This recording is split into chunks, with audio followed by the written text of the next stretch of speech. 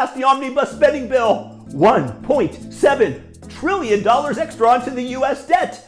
How are we going to pay for this? We're not. We're printing the money out of thin air. It's akin to doing well in a game of Monopoly, and you're saving small stacks of money in your life, and you're doing pretty well, and suddenly the central banker decides to flood the Monopoly board with cash. $1.7 trillion worth. The U.S. is in the fortunate position to be able to export their inflationary pressures to the rest of the globe. And the other countries that have tried this, whether it be Turkey, whether it be Lebanon, Zimbabwe, Venezuela, Argentina, the list goes on.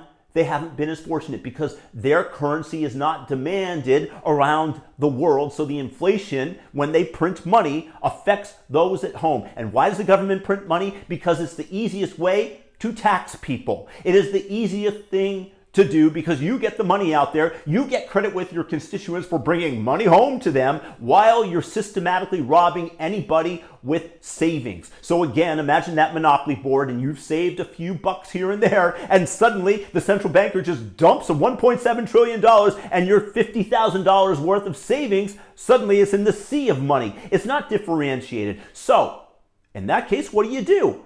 You go to what is scarce. And thus many people decide to put their money into real estate, which is why when they were printing tons of money during the COVID, real estate prices shot up. That's why the price of assets like stocks shot into the stratosphere.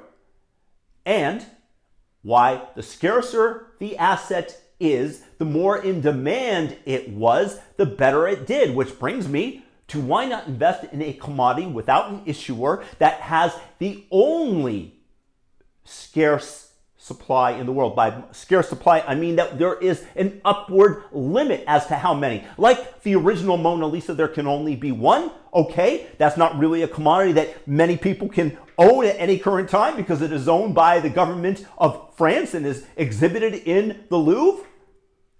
But Bitcoin is a commodity with a scarce supply, a fixed limit of 21 million that should start to interest people. Furthermore, you can move your Bitcoin at lightning speeds as opposed to gold, which you have to store, which is very hard to divide, which you have to be able to protect. With Bitcoin, it is protected cryptographically. And if you have a multi-sig wallet, it becomes almost impossible for anybody to steal it from you. Furthermore, unlike a property that you have in California that Governor Gavin Newsom might decide, hey, you know what? We're a communist state. We want greater number of taxes so that we can employ more DIE consultants in order to make people's lives more miserable than they already are. We are going to tax properties at 25% per annum, meaning in 4 years, your property would have gone down to $0 in value. You would have had to give up your entire property to the state. This is not far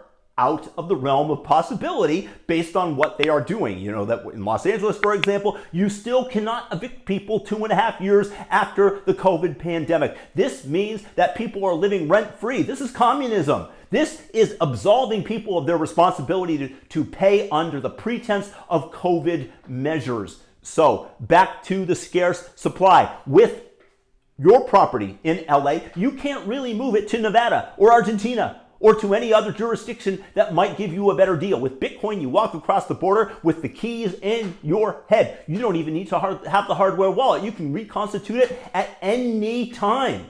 That sounds like a pretty good deal.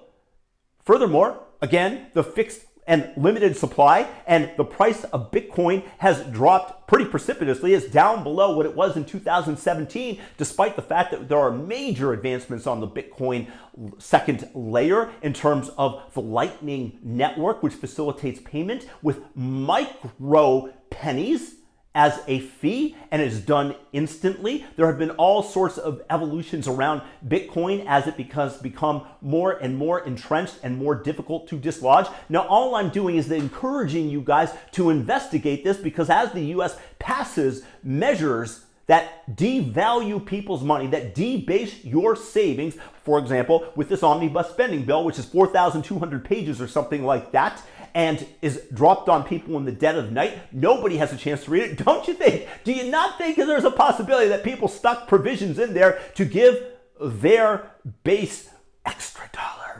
Yeah, and based on where you are in the totem pole of the Senate, of the House of Representatives, whatever, you get preferential treatment. And this bill passed. It passed. The U.S. is spending money like drunken sailors. And again, because we're the world's reserve currency, we are able to export that inflation onto other people. But when people realize that the U.S. currency might not be the ultimate asset, the ultimate store of value, but something with a fixed and limited supply, again, that you can move anywhere, that you can cut up into 100 million pieces called a Satoshi. One Bitcoin is 100 million Satoshis. It's infinitely divisible, in other words, and you can send it across the globe at the speed of light, as opposed to gold, which in Fort Knox you have to be able to protect with armed guards and the tripwires and everything else that costs many millions of dollars a year, as opposed to holding the key inside your head, as opposed to a multi-sig wallet. Hey, I don't know. Maybe there is something to it. So I'm just inviting you guys who love freedom to understand that Bitcoin is the life raft away from the centralized government, which wants to control you, which wants to give you a CBDC, central bank digital currency, which they can program to expire if you don't spend it. If the powers that be, if the centralized powers decide, hey, we need to reduce our economy, so we're going to limit your ability to save, to do what you think is best with your money. With Bitcoin, they cannot control it. They cannot get their hands on it because it is so decentralized, as opposed to, say, Ethereum, which is essentially a security, which if you put a gun to a couple of people's heads and say change the protocol, they will do so for fear of their lives. As of with Bitcoin, there is nobody that you can do that to, which is what makes it a commodity as opposed to a security. And all I'm doing is begging you guys just to investigate this a little bit. Go down the rabbit hole. I'm linking a video in the description here, and I'm going to also recommend that you look at Michael Saylor, Robert Breedlove,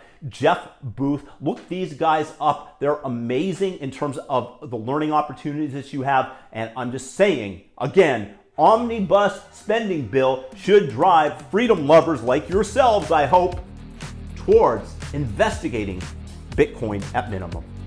Peace.